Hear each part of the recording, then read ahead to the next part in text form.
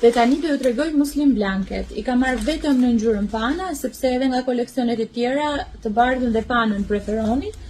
Janë them Muslim Blanket, pra batanie me trajt nape, dhe nuk I quaj thjesht napa mbulimi, sepse janë të trasha për mbulim, domethënë për mbulimin e karrocës, ndërsa trupin e fëmijës, gjatë verës dhe pranverës dhe fillimit të vjeshtës, për ta mbuluar, për t'ia mbështjellë, për ta shtruar, ju mund ta përdorni pa problem.